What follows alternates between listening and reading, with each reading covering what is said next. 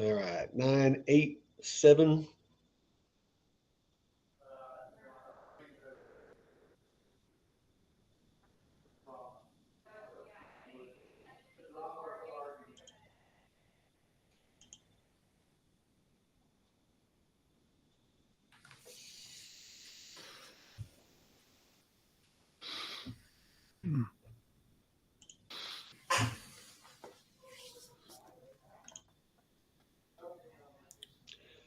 Welcome all to the reincarnation of the American Core podcast. Wanted to welcome everybody to X and Rumble, especially. We're going out to YouTube, but don't really care if we get censored on that. So, that being said, let's bring on our guest, Taylor Willingham. How you doing, Taylor? I am doing wonderful. How you doing, Michael? I'm doing great. So our topic for today, I definitely want to make sure. Let me just kind of hand it off to you, so you can kind of introduce yourself, and so everyone kind of knows where you come from and your experience and background. Well, I'm Taylor Willingham. I'm an attorney. I've been an attorney for the last 15 years. I've done pretty much everything on. I was a criminal defense attorney for a while, but mainly what I do now is probate, estate planning, elder law work. And I basically help people try to figure out how they're going to retire and get done. But back in the day, I've done everything from family law and seen it all.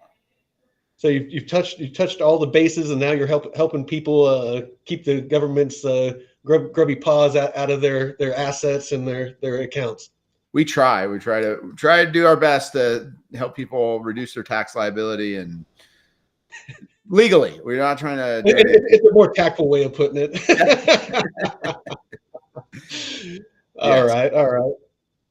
So, kind of what I was wanting to talk about today was, the erosion of our, constitutional rights, and I'll kind of set the tone, and then just kind of turn it over to you, and let you speak on it. But kind of the major things that come to my mind, and and maybe you can give us some deeper insight. But like the Patriot Act, a lot of the things that they did during COVID, things that are kind of front of mind for a lot of Americans, these days, and kind of how those crises are used to not just strip, but once they're gone, it seems like we never get those liberties back. And so I don't know, maybe you can kind of enlighten us a little bit on the intricacies of that. Okay, so first off is helping people understand like what really, like, I have this question all the time. People come because they get confused whenever I'm doing stuff. They'll be like, well, what is a trust? I don't get what a trust is. Like what is this thing that you're doing? Where is it? Or when I represented people, like, what are rights? Like, I don't understand this thing. And the first thing that you have to understand whenever you're dealing with laws are just thoughts and ideas. Okay. That's all they are, that we write down and we put together. They're belief systems that we have, that we come together. And as communities, we try to form the rules by which we will interact. But they aren't things that actually exist. You have no actual rights. Like, there isn't like and all, like, there's these things that you are given when you are born. Like, that doesn't exist. They only exist in our beliefs that we have and how we interact with one another. If you don't mind, if you could kind of expound on that a little bit more, because I know a lot of people might say that God gives us certain rights, or because I definitely see your point of view. Where when you live in a society, there's almost like this unwritten contract that because you live in that society, you have to abide by its rules. But then some people would argue that God's law supersedes man's law. Yeah, there really seems to only be one real law that God has given, and that is the law to survive. That's it. Mm-hmm. Like, we've never had, I mean, you never had a right to bear arms before the Constitution. Well, but I need a gun to survive. Yeah. Yeah. Like, exactly. And like the reality of the situation is like, we create the rights out of our beliefs. Like we create everything out of our belief systems. And I know there might be this thing that God wants us to have these rights. He wants us to do that. That's different from them actually existing outside of us. We have to understand, like, it is a common belief system, a common agreement among people that these rights exist. They are as fragile as like people talk about all the time, like, well, we live in a republic. We don't want the majority overwhelming the minority in certain situations. But the reality is it happens all the time. And it really happens in the erosion of rights when they fall. Oh, apart. Absolutely. So no, I mean, we're seeing it in today's day and age with freedom of speech. Just simply labeling something hate speech now because you don't agree with it. Over in the UK, people are getting large fines and jail time for it. Yeah, and you've probably witnessed this in religion. You witness this all the time. Like, let's just use the Bible for an example. You can have two people read the same verse and come completely different interpretation of what that scripture is supposed to mean, because it's going through the prism of something. And so is the Constitution. The Constitution is the exact same way. You can have two very educated attorneys read the same, Bill of Rights and have vastly different interpretations.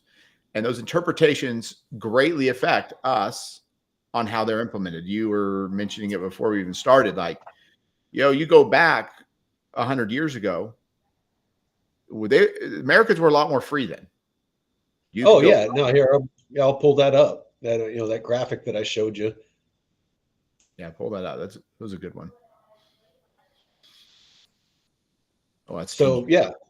125 years ago, you didn't have to ask permission from the government to collect rainwater, go fishing, own property, start a business, renovate your home, build a home, use a transportation vehicle, get married, hunt, own a weapon, cut hair, sell a product, protest, grow food on your property, set up a lemonade stand, or sell food.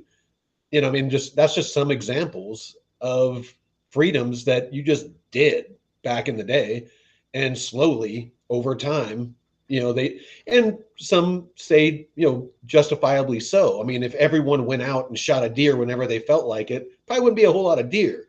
Yeah, there was a guy the other day that was telling me this, that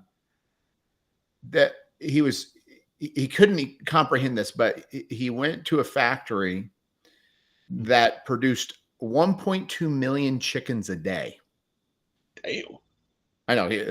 I was like, it was mind blowing when he was like, he goes, and all those chickens go out to other farms and to grow. But it's like, there's a whole system, but that the population that we have now, you can't just allow people. So there are some very good, like, we're eroding away rights, but you have to sometimes when a society grows as large as we've had, because the more people you have, the more people you can't have just running around doing whatever they want. That's the reality. It is a double-edged sword. When it comes, because I mean, it's as much as I am for just like absolute liberty and freedom, it's at what point does one person's liberties end and another's begin? A perfect example is a very controversial topic: abortion. At what point does the mother's rights end and potentially the life of the unborn baby? When does it, its rights begin? Is it at birth? Is it at conception? Is it after 2 months? Is it after 3 months? Who decides that? It's very complex.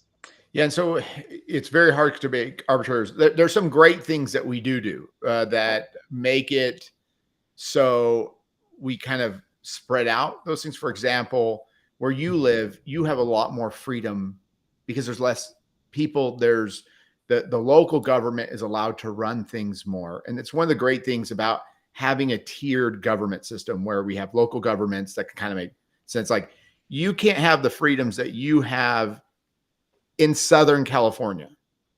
And I actually I say one thing on that topic, and it is, me personally, I feel that things should be delegated to the lowest level when it comes to government, and that tiered system that you're talking about. Because yes, like we were just talking about, uninhibited hunting in the LA area would decimate any local animal population.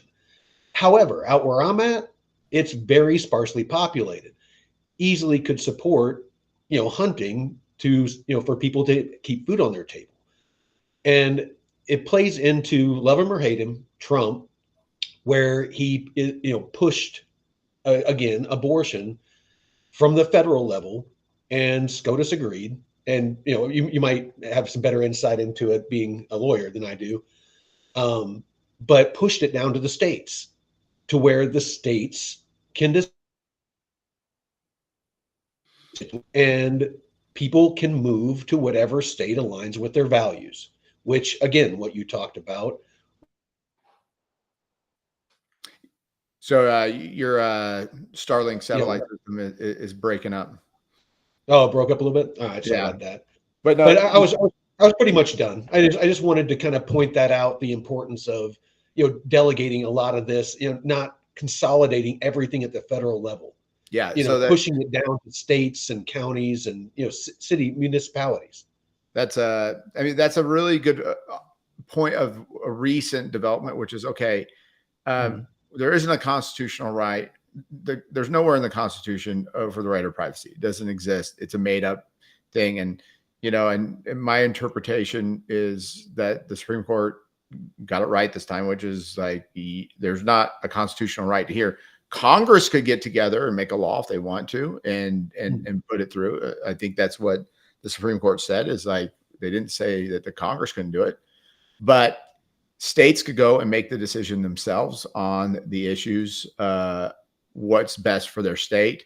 And, and just like you said, it gets very complicated, because you do have problems. Like the biggest issue right now is most states, almost every state I know says, hey, we're okay if an abortion happens, if the doctor determines it is to save the life of the woman. I think maybe Idaho's the only place that it gets a little questionable there.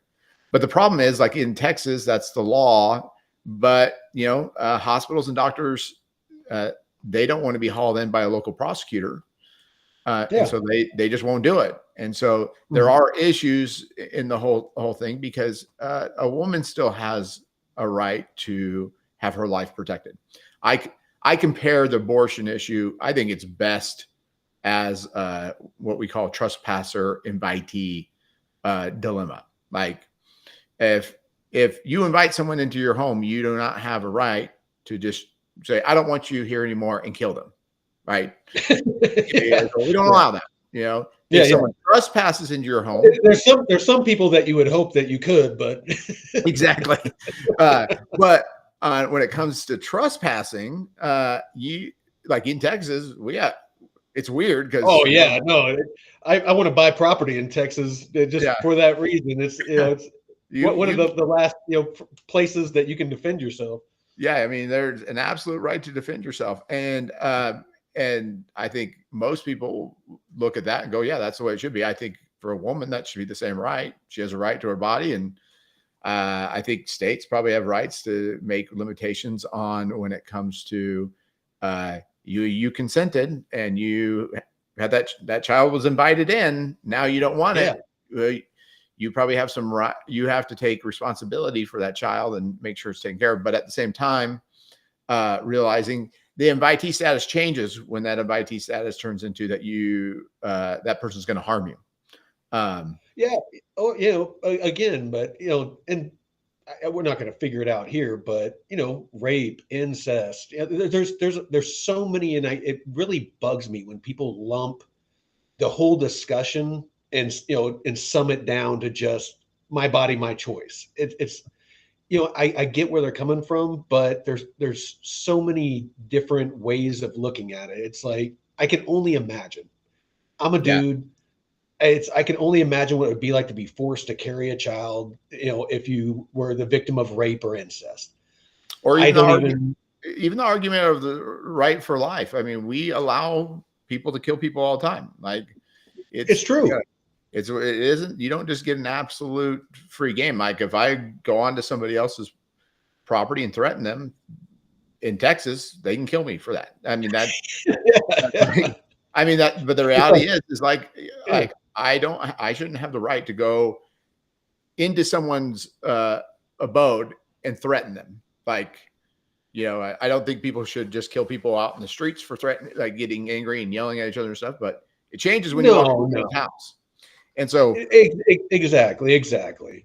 a No, lot of times I look at the situations like that, but this idea that we're breaking it down and going, okay, in some ways it's good to break things down locally to the local level. Mhm. Problems with abortion become you get some guy who's a religious nutcase and he's prosecuting doctors who are trying to save women's lives. And, that gets a little out of hand. So we have certain situations where, you don't want to give local people absolute power over things because you get nutcases, especially in small. No, absolutely. That's why I'm so against, that's why I'm so for, I should say, limiting government influence over our lives, is because it's once the government takes liberties and freedoms and makes laws, and it's a lot harder to roll that trash back than it Yeah. is to keep them from taking those rights. I mean, the Second Amendment that I just had up is a perfect example. It's in the Constitution, Second Amendment. I think personally, it's very cut and dry. Yeah. The right of the people to keep and bear arms, point blank. That's just the way it is. Infringed. Yeah. And it's the idea that was just to apply to militia is absurd, but it is. And there's very good reason why we have that in the United States.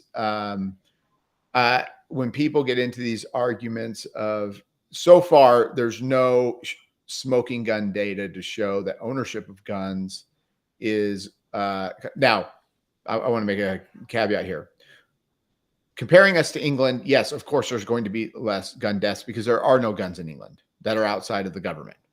So it's like, we can't compare the United States and England. We have to compare the United States to other countries that allow guns and allow weapons and different things like that. So in our case, there is no data showing, hey, Texas owns more guns per capita than any other place in the country. Exactly. And there aren't more deaths here than any place else. It's really the person who has the weapon that's the problem.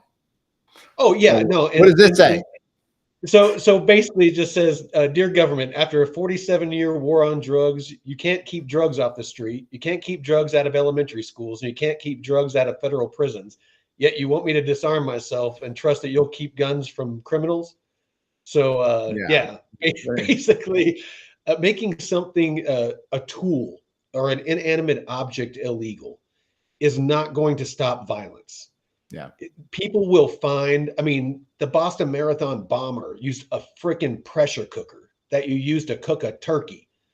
I mean, people that wish harm on others, you can run people down with a vehicle and do more harm than somebody with a rifle or a pistol.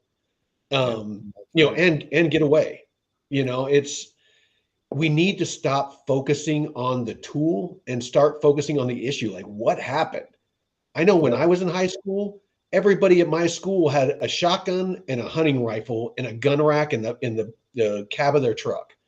And not once was there a shooting. Anytime there was a fight, not once did somebody try to go after their gun.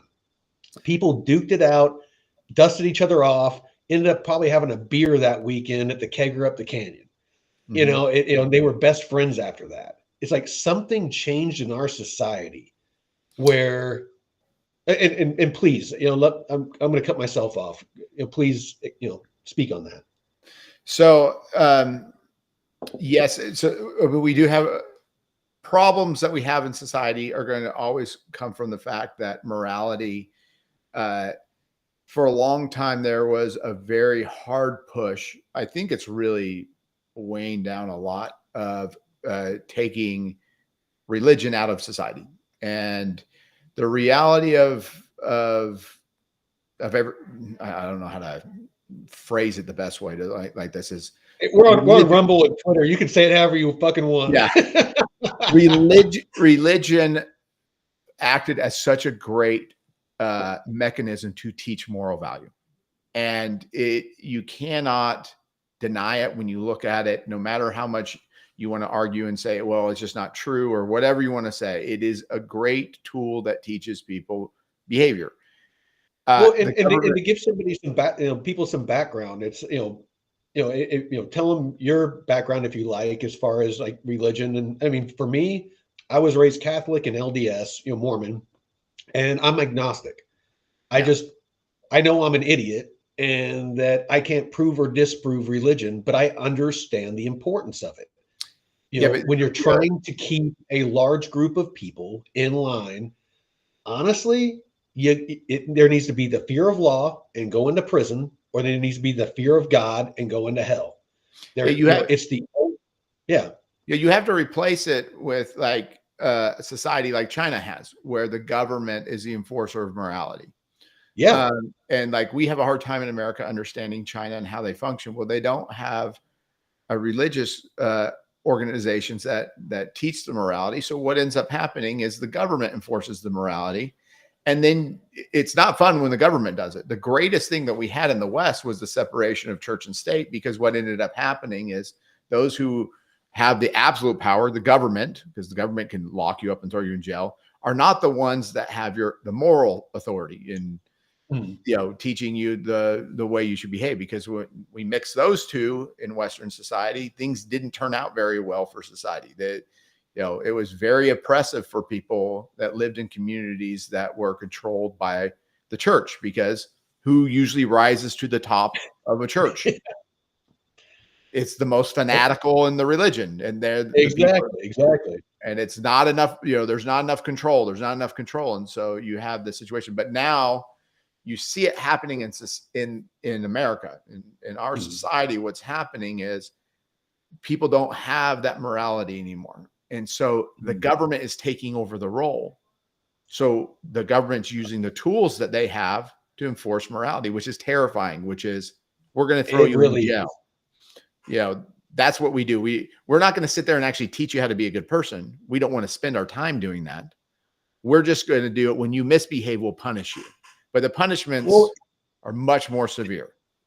Oh, no. And I mean, and we can go on rabbit trails all day long. I mean, I got, all kinds of notes here talking about, the prisons for profit and, because I mean, the church did it before, it's, any group of people, men, women, whoever, that are given power, hunger for more power and more money. It happened with the Catholic Church back in the day. It happens to a lot of religions, the televangelists, stuff like that. Cults, the Branch Davidians and, all these different cults. And then you got government. And, they serve who it is that feeds them power and money. And that is large corporations. They pander to us during election season, like right now. The Democrats are running around talking about abortion rights and, how Trump is going to, take away your rights if he gets into office again. And, with the Republicans, a much weaker message, but, they talk about, if Harris gets elected, was Biden, that they're going to take your gun rights and they're going to, make your kids gay and, all this, whatever it is that's going to get you emotional, get you out of that logical mindset and get you to vote for them, get you to the polls. And as soon as the election's over, it's back to business as usual. It's doing what I feel is their true master's bidding. And one of them is prisons for profit. Yeah. If you really look at it right now, like no one's really running off of this idea of, well, I guess RFK is probably the only one that's running off of, here I have ideas. You should vote for me. But both Democrats and Republicans long ago went away from this. Vote for me because I'm the better candidate. It is always that the other side is much worse, and Yes, you need me because I won't be as bad as them. we're the lesser of the two evils. Well, which is interesting. Why did they go that way? And the reality is it's more effective. People don't show up to the polls to vote for a person usually. Trump has that poll. Trump has a core of people that are going to show up because they really like him. Like Trump has a very good personality in being very likable. Like he has like people who don't like him don't. Before we get too deep into Trump, let's show Shane Gillis. Oh yeah, let's do that. That's a great one. That's let me know when it's over because it doesn't play for me. Okay. Here now goes. This is what's coming up through the border under this guy. And this isn't just one of them. He's a coyote. There's about 3 or 4 in there. A real piñata. He's going to break open, and a family of 5 is going to come running out. He's a Mexican nesting doll, and they've got a lot of them coming right up here. I hope he's Mexican and not Indian. I could be wrong. All right, he's done. This is one thing, Don. Yeah, so it just took a minute to play for me. Oh, okay. I love Shane Gillis. Shane Gillis, but like you can see, like he has this personality now, and I have to be like, so people don't understand. Like, I didn't vote for Trump twice. Like, I didn't vote for the other side either. I voted for a third party, but I'm not a Trump fan, but I do understand like he has the draw. I have yet to meet a person for Biden or Harris that's like, I absolutely love Biden or love Harris, and I'm going to go vote for them. They do exist. They are out there. I have a question for you because my personal experiences, being retired and living up in the middle of nowhere, it's, whenever I'm not outside doing chores, I'm on social media, and I have been begging anyone that says that they're for Harris to give me one thing that they feel passionate that she's going to accomplish for them. Because I've looked at her time as a DA, I've looked at her time as a senator, I've looked at her time as the VP, and I have not seen a single like solid thing that she has said, I'm passionate about this and I'm going to make this happen because this is what my constituents want. Yeah. And other than being a woman and a person of color, you can debate if she's black or Indian or whatever. I don't want to get into that. But I have yet to see somebody say, this is why I'm voting for her and this is why I'm passionate about her. So I went and I figured out her ancestry, and I can tell you what she is. All right, what is she? Okay, she's 50% Indian. Okay, I knew that. And then she's 35% white and 15% black. Okay. Because I know that her dad is a professor at like Stanford, I think it was. Yeah. And supposedly like his ancestry is in the Caribbean.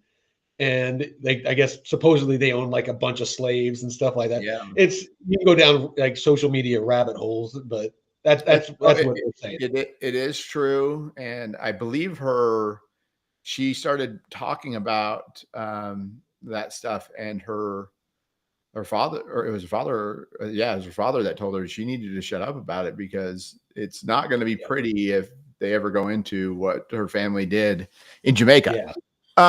But that being said, that's not her. I don't like no. And just like I don't feel that all whites are guilty because a very small percentage, single digits of American whites, and not that whites were the only ones that owned slaves. The whole white privilege thing. I think that's just as much as a farce as blaming her for the transgressions of her ancestors. Yeah, she does not deserve to be labeled into that category at all because it was not her that was involved in any of that stuff. So, but at the same time, she shouldn't be using that also as a tool to try to get elected. Yes. So going back to Harris, like it is very hard because one,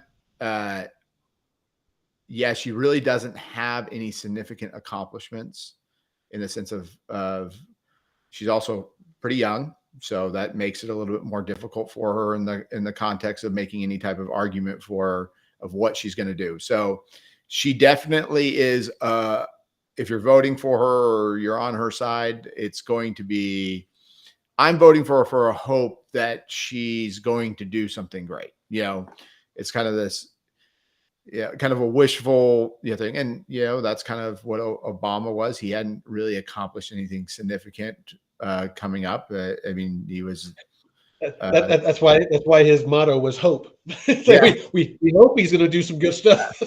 And it's like there's some things I don't like about him, but he wasn't a bad president. I don't like to. No, not at all. I mean, there's some things I didn't agree with, but I mean, he was a very good public speaker, and I feel that he represented those that voted for him well. Yeah, and I don't think when the laws that he put in, I mean, the worst, of course, for me was I did not like what we call Obamacare now, but it's kind of hard because Obamacare really was, he just took the Republicans what they wanted and gave everybody what people realize, like Obamacare really is the Republican plan that Mitt Romney and everybody. I don't care who came up with it. It was fucking terrible. Yeah, it's terrible right now, but it's like I wish now you just should have socialized the whole thing, because it basically, I feel like it basically is socialized medicine right now. But in any event, going back through kind of Harris is there an argument for it? No, there's only the only reason that people are going to vote for is they're voting against Trump. And that's it. That is the only motivation, and that's all they got. And so it's constant. It's unbearable to even, I don't even turn it on anymore because I can't watch it. It's just like, it's this constant hate that's pushed out by both sides. I'm not saying it's. Oh no, the propaganda is just insane right now.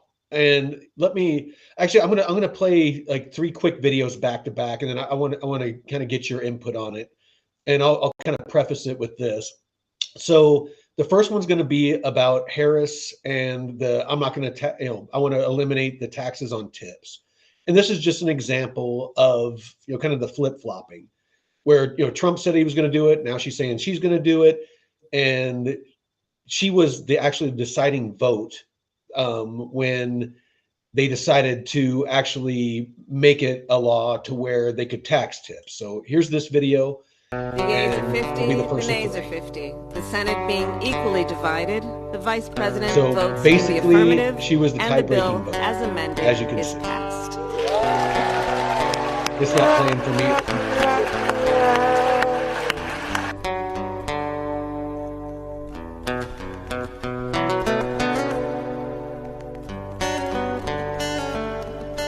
The Inflation Reduction.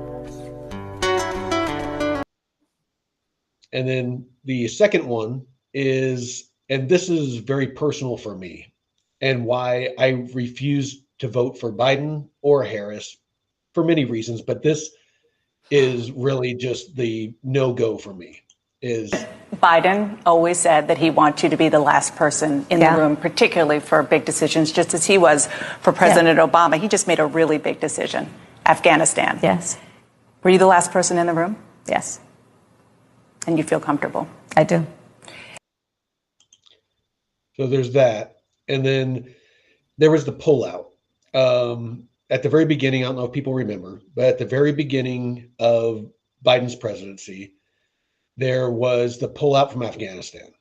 And this is very personal for me for obvious reasons.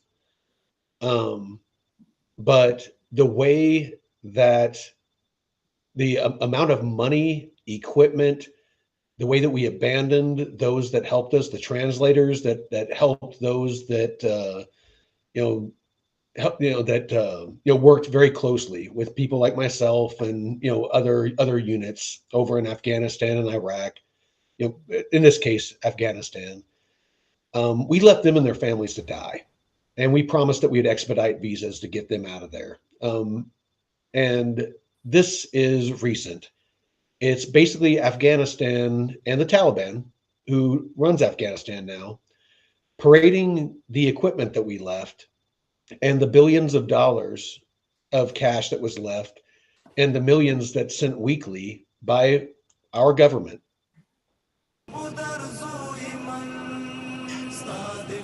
درنو لیدونکو او د ملي رادیو اوریدونکو دا د امریکایي اشغال د هیواد د ازادۍ او فتحې په دې مراسمو کې د اسلامي امارت هوایي ځواکونه هم پوځي نمایشات ترسره کوي. This Iran? زمیني ځواکونو ملاتړ کوي. هوایي ځواکونه په اوسني عصر کې د یو هیواد د دفاع له اساسي عناصرو ګڼل کېږي. اسلامي امارت د هوایي ځواک تقویې ترمیم او پراختیا ته کلک تعهد لري او په تېرو درو کلونو کې یې ګڼ شمېر څرخه کې او الوتکې ترمیم او د پرواز وړ ګرځولې دي. But those Emirates, those are ours. Yeah. Well, you have a comment on here that I think is a good one to talk about is the polling about ballot on blockchain. Hey, can you see the comment? Yeah, let me pull that up real quick. Nope. So. Oh yeah, here we go. No, Deadwood, my boy. He's a good dude. He actually lives up here by me. All the posts show he's winning because he's already have the ballots printed, ballots on blockchain. Yeah, no, I definitely and that actually would be a good segue to start talking about some crypto. I personally, and I would love your input, Taylor, on putting voting on blockchain for transparency, to be able to audit it, to give people confidence in the results again. Because I know me, myself, I don't even feel like my vote's going to count. I voted last election and they told me that the signature didn't match on my ballot. So I went in, updated my signature. I was told that it was going to be counted. I tracked it online. My vote didn't end up being counted. Yeah. With blockchain technology and with crypto, I could be rest assured that the results were accurate. Yeah, so let me give you my 2 cents on there will never be, well, at least currently, something like blockchain when it comes to elections. And the reason why is because, yeah, it would produce an accurate and fair information on elections, and that's not what they want. There has been election interference from the beginning of this country. There always will be election interference. Absolutely. And so it's like, if they don't have the power to kind of manipulate at the polls too, I cannot see the two, if we're going to just keep voting Democrat and Republican, it's just not going to change. The reality is that's just how it's going to be because they got elected that way. They have no incentive. And that's why it's so important that we get rid of this partisan, mentality of, on social media where everyone is just fighting over Democrat, Republican. We need a third, a fourth, a fifth, a sixth party. I mean, we're too polarized. But like the reality is like a blockchain ballot would be the perfect way to actually run an election, and it would be completely open and fair. And that's why it won't happen, because it happens every election. Both sides are doing it. It isn't just one side.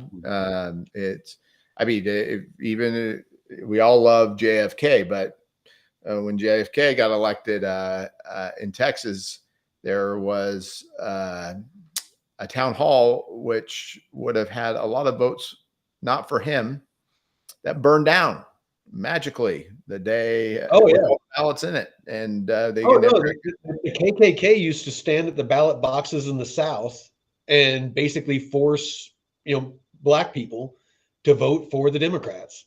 It's like, I mean, like you said, it's been since the dawn of time. Ballot box stuffing and making ballot boxes disappear, and it's nothing new. It just basically the way that they do it has just become more and more technically advanced. Yeah. Now a lot of it's propaganda. I see it on social media where they're making the polls look like that they're close. I would dare say, just because Harris during the Democrat when the Democrats were deciding, who was going to be in 2020, their candidate, she was polling in the single digits. The polls as VP, she was showing as the least popular VP in history. And all of a sudden, she is like this, ultra popular, pick for the Democratic Party that even the Democrats, that are registered Democrats, they didn't even pick her. It couldn't be argued. She was chosen because it was the only way the Democrats could keep the money, the donations, this close to the election, because she was already on the ticket. It really is. And I want your input on that. I'm going to cut myself off. It really is because there were so many so many problems with Biden back in.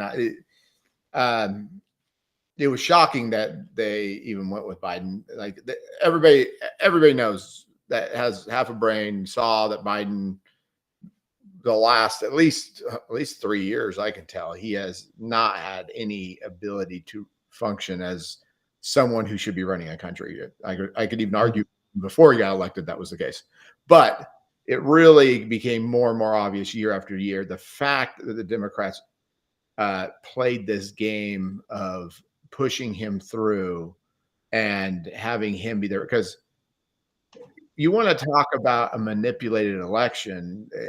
The Democrats don't actually get to pick their candidate. Like, it is pushed through with these super delegates that they do. It is it is a ridiculous system, and it's very sad to watch it, because year after year, the Democrats are putting up who the DNC wants, and they're always magically winning. And you might not like Bernie or anybody else, but Bernie never gets a shot. RFK didn't get his shot.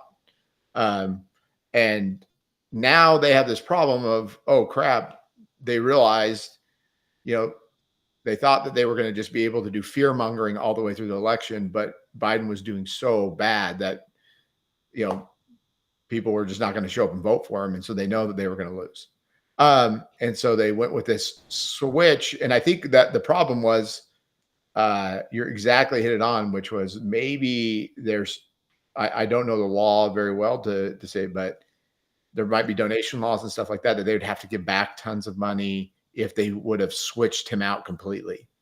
That is actually something that I know for a fact. I did the research on that because I saw it, and I was curious if that was why, because it boggled my mind, to be honest, that they picked Harris over somebody that would be much more energizing. Like, I mean, I would never vote for her, but like Michelle Obama has no background, but she would be super energizing to their base.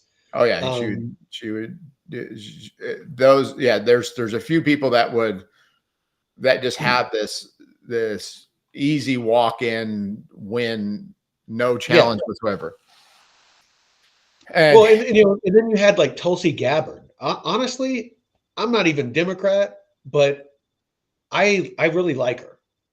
They've kicked her out of the party. Her and RFK. Yeah, no, same with RFK.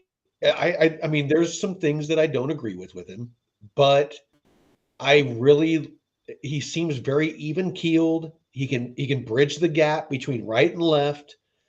He's has a very long history of his actions, and that's what I like to look at with people that run for office, not their words, their actions. And he has a long history of protecting the environment as an environmental lawyer. I am happy to see him come a little more to my side when it comes to gun rights. He's all about, freedom of speech. There's a lot of things. He's very crypto savvy. And I want to segue into that, to where he's somebody that I'm taking a serious look at, to be honest. I mean, if I have to choose between Harris and Trump, I'll take Trump all day long. But I would love to see people break from the two-party system and start voting for somebody other than a Republican or Democrat. Yeah. For me, so just so you guys know, I did not vote for Trump twice. If it's the choice between Harris and Trump, I will vote for Trump this time, mainly because of what the Biden administration did in Ukraine. I feel for the Ukrainian people, and we messed around in that country way too much, and 100%. there are way too many. It's horrific what's happened to the Ukrainian people because of the Biden family, and you cannot argue at all that they do not have blood on their hands. And I will have nothing to do with his administration, anybody, and so like I'm very anti that, even though like it wasn't necessarily. I'm not saying that they're that I'm a huge Trump fan, but he never did anything like that. Like at the same, looking at it from that context, RFK is probably my best choice right now. But at the end of the day, he has to start making a significant move somewhere.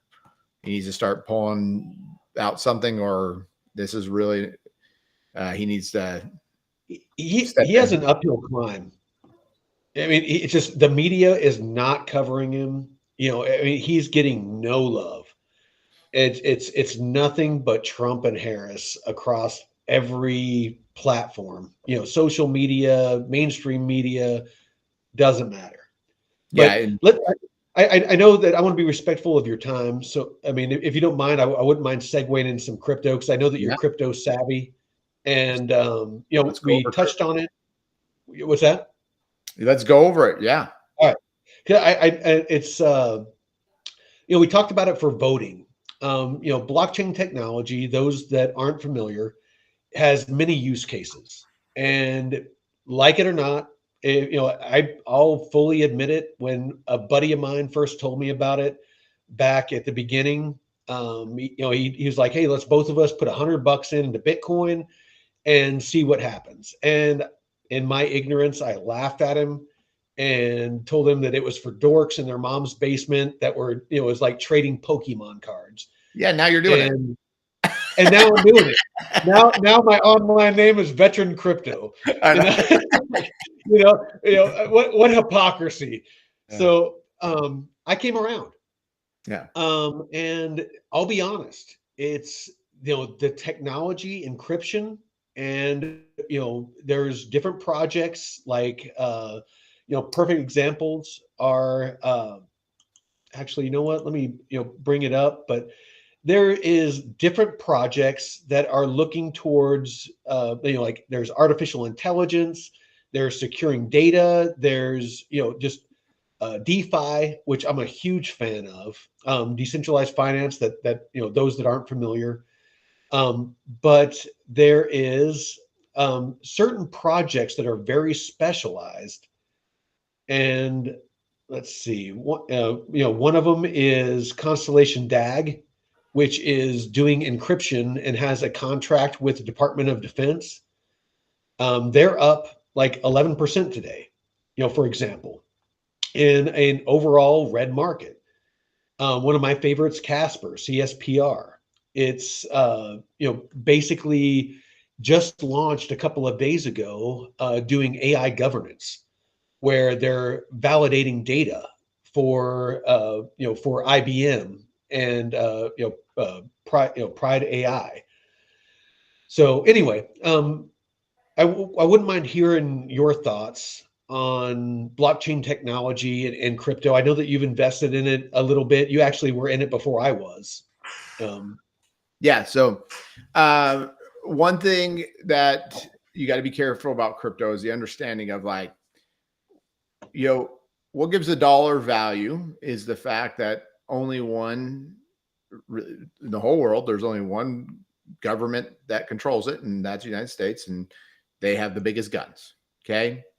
And so everybody's forced to play in that field, where crypto can have the problem of, hey, this guy in his pajamas created his own currency, you know, and you run into the scams that, and you can't have these systems where people are getting scammed left and right. One of the biggest barriers to crypto is the fact that it's difficult to understand. And so you're trying to tell old grandma to invest in crypto, and you're trying to explain that to her. You know, it's very difficult. So and we're very early. I mean, this is one of the few times in history that retail has been able to front run big money. So usually, because of the SEC and the way that they structure, their laws and regulations, it keeps small investors like myself and you and, the average American out of, initial, public offerings or IPOs. Crypto turned everything up on its head and allowed people like myself and you to get in before the regulations were in place to where we could actually build wealth like the VCs, like the venture capitalists, and like the big money, I forget what they call it, the like verified investors or whatever it is. But also, sorry, you can lose your shirt. No, absolutely, no, 100%.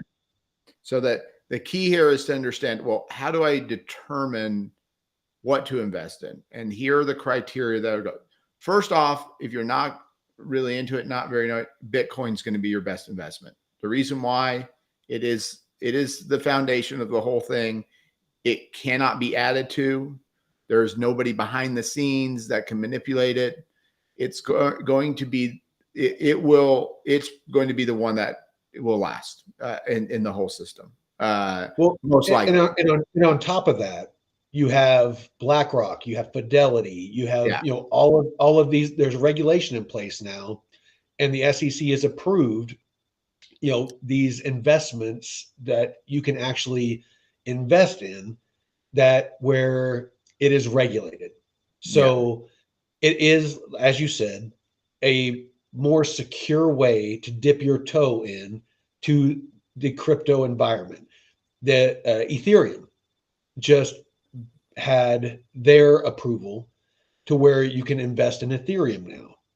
And there's rumors that Solana and possibly XRP is going to be the next offerings, to where you can, again, get into the crypto market and start investing in this technology and potentially make, very good money.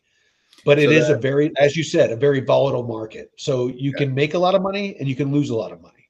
Yeah. And so these other ones, if you're going to be investing in crypto, you have been talking about in the correct way of what do they bring to the table outside of just being a cryptocurrency. Like, you should never, it's gambling when you're just going out there and go, oh, this invest, I think Logan Paul started a coin one time.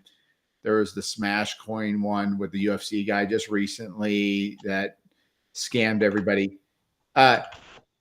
You have to look at it like a company. What are they actually producing? What are they actually building? Is this a legitimate actual company that's actually, coming together, and their crypto is actually going to be worth something, because the company's worth something. It is actually adding value somewhere in society. It isn't just like, store your money here, because that's really going to be, outside of Bitcoin. I think that's what you have to look at. You just got to look at the value being added by the company and treat it like because Bitcoin, that's all it is a store of value. I mean, it's, digital gold basically. Yeah. And the one thing I do like about it, because I own gold, I own silver, I have it in my safe. However, it's not liquid. I have to physically grab it, take it to somebody who's willing to buy it, get cash to buy whatever I want. Bitcoin, especially if you self-custody, you are able to, it's very liquid. You can sell it. You can, come up with whatever currency you want. You can sell it into whatever currency you want, and you can purchase real estate. You can purchase, other assets with it, as it appreciates in value. Yeah. And then on the hard part is getting people to understand that cash is being devalued every day. And so by inflation. By inflation. So you either have to own stocks, you have to own real estate, you got to own assets. And at what rate? Let me pull. I guess I'll pull back a little bit what I do for people. And when so all day, my job is I'm an estate planning attorney, and one of the things I do is help people prepare. And I tell people to think of it in the context of people go, well, I'm saving for retirement so I can retire. And I try to get people out of that mindset. And I tell them, I need you to focus on one thing. And that is, how much income do you want every month that you don't have to work for? Okay. That is the secret. Once you know that number, so let's say you figure it out and you say, I need $5,000 a month so I don't have to work, but I have $5,000 a month coming in income. Okay. Yeah. Then it's figuring out, is there a way that you can produce that $5,000 a month from whatever assets that you are purchasing? And that is your retirement. That is how you retire. When you know that, can you produce a way to produce that every single month so you don't have to go to work? I'm not saying you don't. And more importantly, that it scales with inflation. Yes. Yeah. It has to, you have to keep going with it. So how do you do that? Well, the poor way of doing that, the easiest way to do that is real estate. Mm-hmm. Why is that? Because real estate, you can go borrow the bank's money and get somebody else to pay the bank back for you. Well, and it scales with inflation because the cost of, things that you can't go without, like housing, is going to scale with inflation. Exactly. The problem with real estate is you have no tenants, and you have to deal with the fact that you have to save for the house degrades in value. You have to keep putting money into that investment. I mean, I know you've done it and I've done it. You have, like you said, upkeep. You have tenants' rights. During COVID, people didn't have to pay their rent, but you still had mortgages. I was so glad that I'd gotten rid of my rentals before that. Yeah. There is a lot of things that can ding you with long-term rentals. Yeah. But it's still the easiest way that you're going to have. At the end of the day, you want to own the biggest stocks. You want to own the SPY and the QQQ. Every data has, they call it one theory on what is it? Momentum. There's a paper on it, but basically, winners win, losers lose. Hold on, I'm gonna do a fucking tweet on that shit. So you want to invest in. People go, well, oh my gosh, Nvidia is through the roof. Well, yes, but people thought that a year ago. Yeah. It's way overinflated now. I mean, it's been dropping. Yeah, and it's coming up. No, right now is not a good time to invest in the stock market. Yeah, but this is not financial advice, and we are not financial advisors. Yes, but at the end of the day, it will be. The Qs are the easiest way to do it because you don't have to put everything in one. The Qs just go and they take the winners in the tech industry, and they do all the research for you. You don't have to worry about it. It's an easy way to invest in the stock market. In the same way with the SPY. The SPY, they're going to take the best companies that are doing the best, and you're going to make money over the long run in those. Why is that going to be? If it doesn't, the stock market is backed by our federal government. Yeah. Okay. If it fails, the whole system fails. Mm-hmm. So the federal government has shown to you in the last 4 or 5 years, they will borrow whatever it takes to keep that stock market going. Or print, which causes inflation. Yeah. And so that is the reality. You have to take your mind out of the thing and go, oh, yes, it's probably going to come down from here a certain amount, but it's backed by the federal government because everything is built upon that thing going up. If that thing goes down for a long period of time, the banking industry fails, the insurance industry fails, it all comes collapsing down. So we have to keep playing this game. And unfortunately, it's going to be the thing that collapses the whole system, because you can't borrow infinity and you can't have it go up infinity. It's the reality of the situation, but it is what it is. We've reached that point to where they can't print anymore. They've already changed the way that they measure inflation to make it look like, leading up to the election, that inflation is down. Anybody with two brain cells to rub together that has gone to the grocery store sees that, prices have not gone down. Rent, mortgages have not gone down. Interest rates have not gone down. All of the things that you need to survive have not gone down. Inflation has not gone down. Yeah. And okay, now, Michael, I'm going to give you your biggest boner you've ever had in your life. Okay? Please do. Please do. This is why you want to own Bitcoin. Okay. And you want to own crypto, because the reality of what's going to happen to America is the dollar will eventually fail. It cannot forever go. You cannot borrow forever at the rate we're doing. It just doesn't work. The math doesn't work. You eventually run into a problem. And what kills it is inflation, because inflation will kill it. People can't afford anything. We're already experiencing it. You see it happening, and it's crumbling. The reason why Bitcoin or there's going to be some crypto that takes control, but I think Bitcoin's a safe bet here. The reason why I believe it's going to work is because there's nothing other than the U.S. out there. There's no other government that can be trusted. No. You can't trust China with your money. You can't trust Japan, because Japan would be your best option, but they're not having kids, so they're just dying off. They were offering like basically no interest loans and stuff like that, and that's why that they recently there was such an impact when the yen started diving.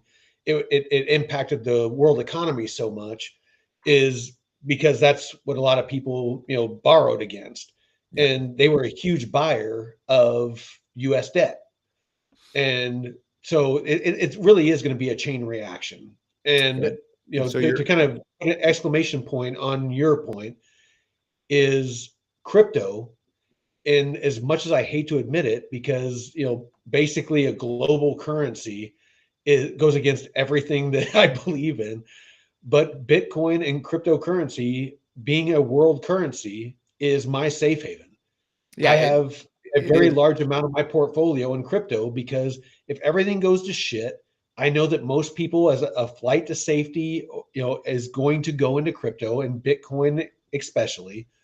And it allows me to where I can go anywhere in the world, cash out in any way, shape, or form I choose outside of the banking industry, and live whatever life I want to live.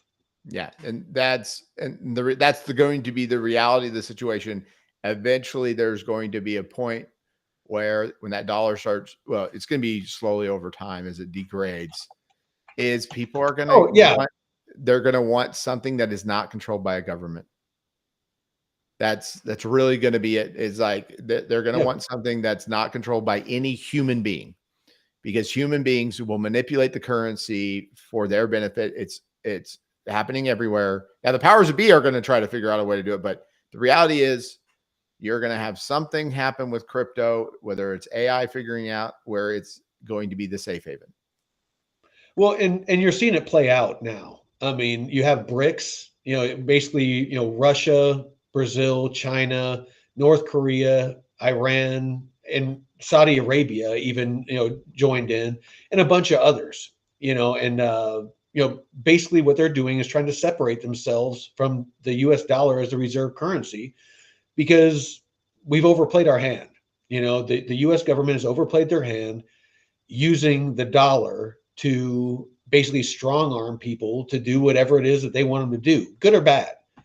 They've done it to a lot of governments like Iran that, me personally, I think they deserve it. I mean, they fund terror, but however, they've overplayed that hand, and a lot of governments are separating themselves from that, and we are losing our grip when it comes to that.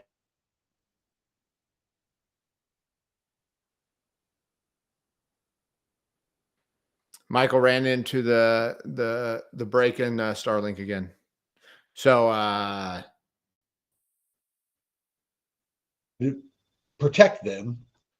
Michael, you broke out for like a good solid 15 seconds there.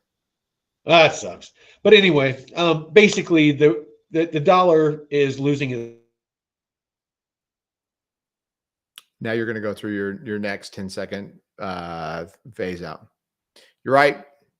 Dollars, inflation, it's just going to get out of hand because government's just going to keep spending more and more money.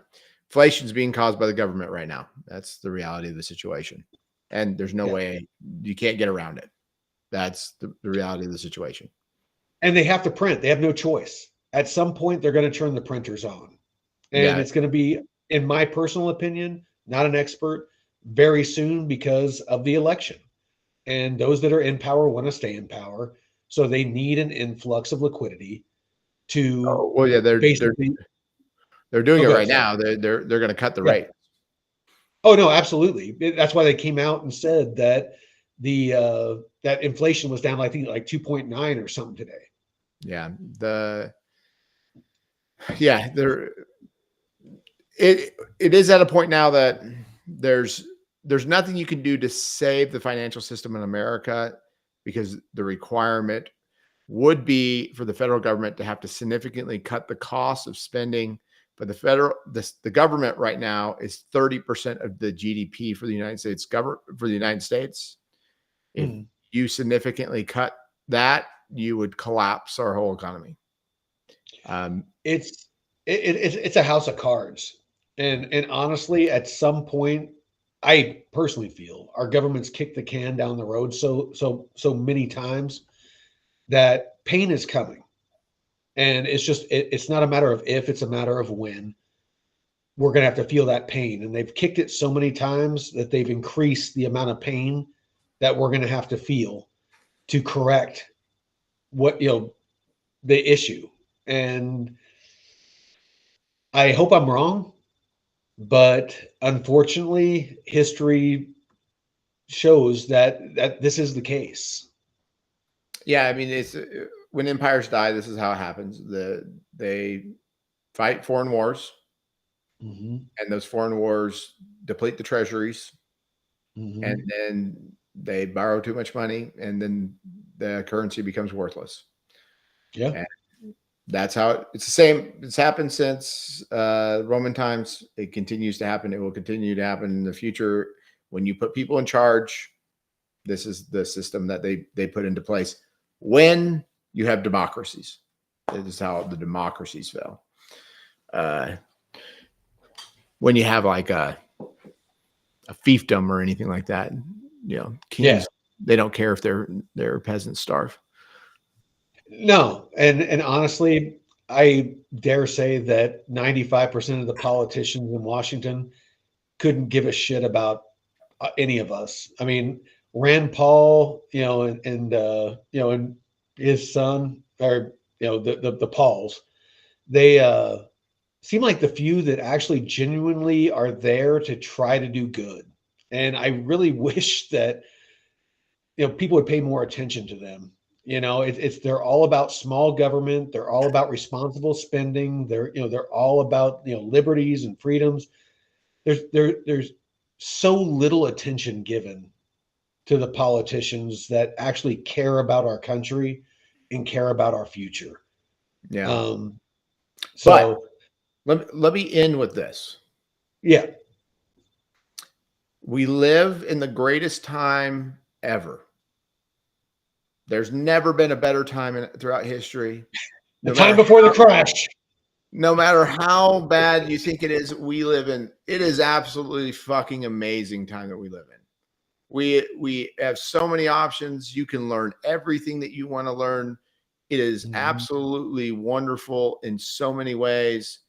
Even the fact, but don't let politics, whatever the government's going to do, ruin the fact that you live in a great time.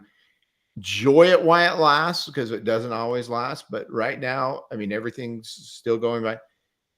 It does not matter if Trump or Harris wins this election. In the grand scheme of things, yeah, there'll be a little bit difference, but in the grand scheme of things, you have already seen what's going to happen in the last 8 years. Yep. Trump will do the same thing he did in his 4 years. Okay. Yep. Harris is going to do the same thing Biden did. And what is that? You're going to have crazy politics. Don't let yourself be pulled down into the muck of the things, because neither of those two people can save the government. The reality is the system is going to play out as it's going to play out, but you get to live in the greatest time ever. You get to have the greatest technology, and if they ruin it because they're dumb, that's their business. It's their kingdom that they're trying to keep up. Yep. You will continue to go on, and unless, of course, there could be a war where everybody starts killing each other, but you're going to continue to go on and be you. And if they replace it with something else, oh, well, who cares? You just got to live during the greatest time. And I mean, we have so much crap I can't throw away enough. Like, yeah, that's the time we live in. Yeah, no, just a time of excess. Well, and I'll end our time here with this. So I can't stress enough the importance of self-sovereignty. With crypto, I'm not saying put everything you have into it, but put something away in, Bitcoin to get started. If you're just getting started, buy some silver, buy some gold, have it in a safe, exercise your constitutional right to own a firearm to protect and feed your family. Start building skills, grow food, even if it's just a couple of tomato plants to get.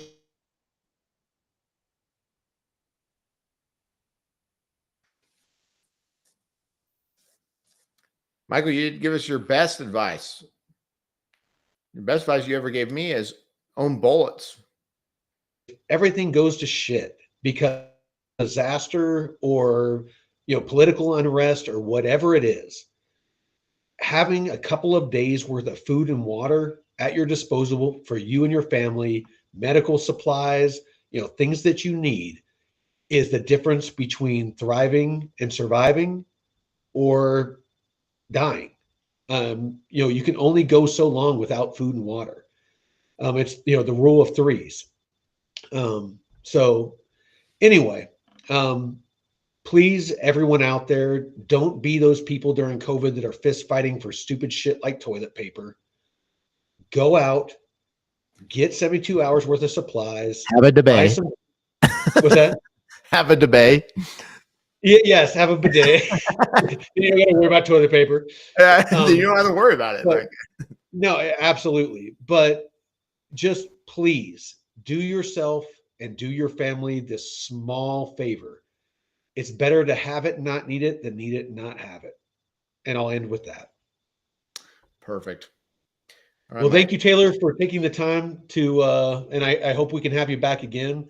I think this is a very productive discussion on, multiple topics. And, I hope the people take it to heart. We live it. Oh, go ahead. We'll have Jeff come on and tell us story. All of you out there that watch this, you can only hope that Jeff comes on. I actually had him, Taylor, and my nephews and a couple other people come up here on a camping trip, and he was comedy. It's like the guy is comedy.